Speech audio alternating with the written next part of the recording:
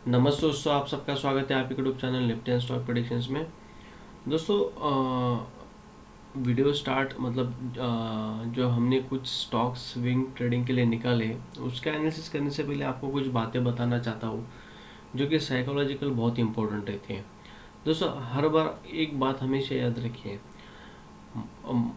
Stock market ऊपर जाए या नीचे जाए, लेकिन हमारा जो टारगेट रहता है वो सिर्फ target with discipline, with proper trade plan, हमें पैसा बनाना है। ओके, तो मैं दोस्तों हमेशा बोलता हूँ कि पैसा बनाने का तरीका है, स्टॉक मार्केट से अच्छा पैसा बनता है, लेकिन जो डिसिप्लिन फॉलो करेगा उसका डेफिनेटली पैसा बनेगा।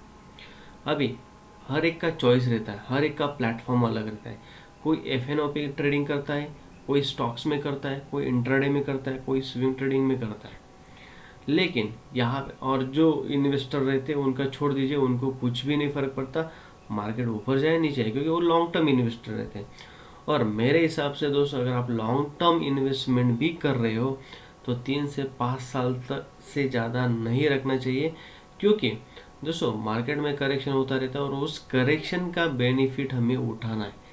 कैपिटल ब्लॉक करके हाँ 10 साल 20 साल आपका कॉर्पोरेट तो बढ़ने वाला है, लेकिन उस पे आपको जितना रिटर्न मिलना चाहिए उतना नहीं मिलता। जो कि अगर आप सिंपली 2 ट्रेडिंग अकाउंट ओपन कीजिए, एक आप लॉन्ग टर्म के लिए इन्वेस्टमेंट स्टार्ट कर दीजिए, मतलब हाँ थोड़ा थोड़ा, या लमसम कुछ इन्वेस्टमेंट डाल दीजिए, और एक स्विंग ट्रेडिंग के लिए अकाउंट ओपन कीजिए। उसमें कहीं ना कहीं आप 2 लाख का कैपिटल यहाँ पे आप इन्वेस्ट कीजिए।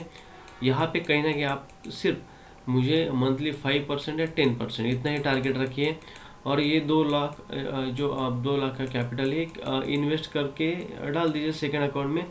और 10 मतलब फॉर एग्जांपल 7-8 साल के बाद इसका जो कॉर्पस देखिए वो कितना आया, और इसका देखिए, आपको डेफिनेटली यहाँ से बहुत फ़र्क समझ में आएगा कि स्विंग ट्रेडिंग। ये देखिए दोस्तों, जिनको टाइम नहीं है चार्ट एनालिसिस करने के लिए, बैलेंस शीट देखने के लिए, फंडामेंटल एनालिसिस करने के लिए, वो डेफिनेटली वो लॉन्ग टर्म इन्वेस्टर बन सकते हैं। लेकिन दोस्तों पैसा कमाना है तो टाइम देना पड़ेगा और सीखना ज़रूरी है। तो उसी हिसाब से हर बार मैं आपके सामने वीडियोस लेके आता हूँ। मार्केट किधर भी जाए, हमें हमारे ट्रेड प्लान के हिसाब से काम करना है। हमें अच्छे स्टॉक्स निकालने हैं, ब्रेकआउट से पहले और ब्रेकआउट के बाद, और ब्रेकआउट होने के बाद भी अगर टाइम स्पेंड कर रहा है तो उस स्टॉक्स में हमें एंट्री लेनी चाहिए। आज तक मैंने जितने भी स्टॉक दिए दोस्तों, मेरे सब वीडियो जाके देखिए, हर एक स्टॉक ने 20% 40%, उसमें से ऐसे बहुत सारे स्टॉक्स हैं उन्होंने 100% भी रिटर्न दिए हैं। तो यहाँ पे हम देख लेते हैं कि हमने अभी वापस 2-3 स्टॉक्स निकाले हैं, उसमें हमें क्या दिख रहा है। यहाँ पे पहला स्टॉक है दोस्तों जेके टायर्स करके, सबने नाम सुना रहेगा। यहाँ पे देखिए इसका वॉल्यूम देखें, पिछले 1 महीने का, मतलब यहाँ से आप देखोगे 28 जून से पे एक लगभग 1 महीने से इसका वॉल्यूम बढ़ रहा है, बाइंग का वॉल्यूम, सेलिंग का नहीं बढ़ रहा। यहाँ पे कहीं ना कहीं इसको रेजिस्टेंस था 2 बार 3 बार 4 बार, 5th टाइम इसने ब्रेकआउट दिया, रिटेस्ट किया, ऊपर गया, वापस इस लेवल पे आया, और यहाँ पे कहीं ना कहीं ग्रीन कैंडल बनी है, लेकिन इसका फॉलो कैंडल मिलना बहुत इंपॉर्टेंट है। तो यहाँ पे हम कल के दिन एक्सपेक्टेड करते कि यहाँ पे एक ग्रीन कैंडल बने और क्लोजिंग हो। जैसे इस आज के कैंडल के ऊपर अगर ग्रीन कैंडल का क्लोजिंग हो जाता है दोस्तों, तो आप यहाँ पे एंट्री ले सकते हो, और आपका एसएल यही कैंडल का लो रहेगा। तो यहाँ पे आपका ट्रेड प्लान कैसे बनेगा, यहाँ पे आपको लॉन्ग पोजीशन बनानी है कहीं ना कहीं 450 के आसपास। आपका एसएल रहेगा दोस्तों 430 के आसपास। फर्स्ट टारगेट रहेगा दोस्तों यहाँ से 15% का टारगेट, मतलब 1:3 आपको मिल रहा है, और सेकेंड टारगेट आपका रहेगा 1:6। तो यहाँ से कहीं ना कहीं 23% आपको टारगेट मिल सकता है जेके टायर में। विथ डिसिप्लिन आपको काम करना है इसमें। ओके, यहाँ पे सेकेंड बात, यहाँ पे हमारा जो EMA है 34 EMA, यहाँ पे इसने कहीं ना कहीं अच्छा सपोर्ट लिया है 13 EMA के आसपास, लेकिन फॉलोअप कैंडल इंपॉर्टेंट है, इसलिए कल का वेट करेंगे और उसके बाद ही ट्रेड में एंट्री लेंगे। वॉच लिस्ट में ऐड करके रखिए स्टॉक। सेकेंड स्टॉक है दोस्तों टाटा कंज्यूमर। टाटा कंज्यूमर पे मैंने पिछले बहुत सारे दिनों से फोकस करके रखा हूँ। यहाँ पे देखें, और कहीं ना कहीं टाटा कंज्यूमर ने एक अच्छा वॉल्यूम भी बनाया है। यहाँ पे 1 बार 2 बार, 3rd टाइम 4th टाइम, और कहीं ना कहीं यहाँ पे ब्रेकआउट दिया है, ब्रेकआउट के बाद वॉल्यूम भी अच्छे बने, तो यहाँ पे मुझे स्टॉक में एक अच्छा पोटेंशियल दिख रहा है। टाटा कंज्यूमर इसका अगर आप ब्रेकआउट देखोगे तो इस लेवल पे ही है दोस्तों, मतलब इसने ब्रेकआउट दे दिया है ऑलरेडी।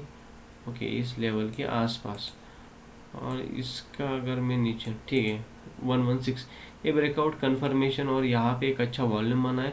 तो डेफिनेटली अगर ये आपको टाटा कंज्यूमर में पोजीशन बनानी है तो 1178 या 1180 के आसपास अगर आपको मिलता है तो डेफिनेटली बाय कीजिए। वहाँ से आपका 3% स्टॉप लॉस रहेगा।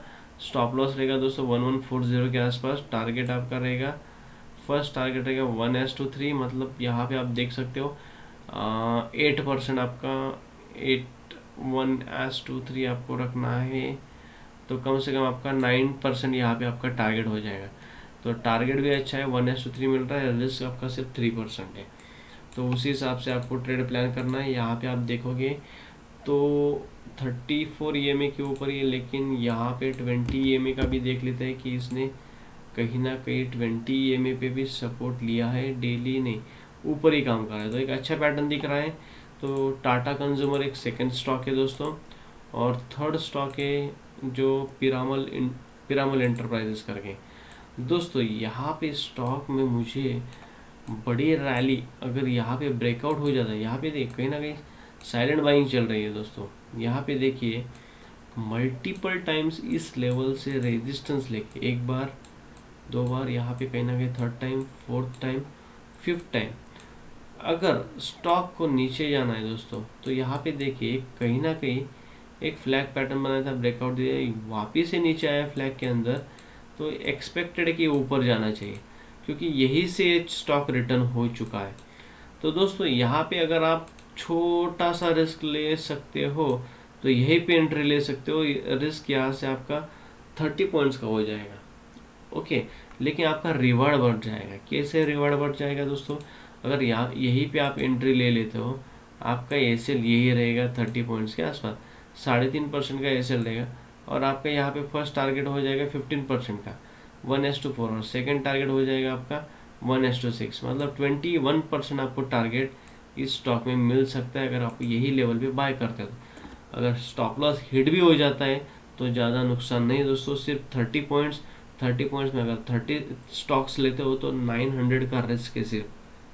तो यहाँ पे और 30 स्टॉक्स के हिसाब से आप देखोगे तो यहाँ पे 6000 का प्रॉफिट आपको हो सकता है। तो स्टॉक अच्छा है, स्टॉक वॉच लिस्ट में ऐड करके रखिए। कहीं ना कहीं मुझे लग रहा है कि स्टॉक ऊपर जाएगा। और सबसे इम्पोर्टेंट बात, इसने 20 EMA को आज के दिन ग्रीन कैंडल बनाया, एक अच्छा खासा सपोर्ट लिया, वॉल्यूम्स कम है, इसका फॉल ऑफ कैंडल के साथ पता चल जाएगा कि स्टॉक ऊपर जाने के मूड में है या नहीं।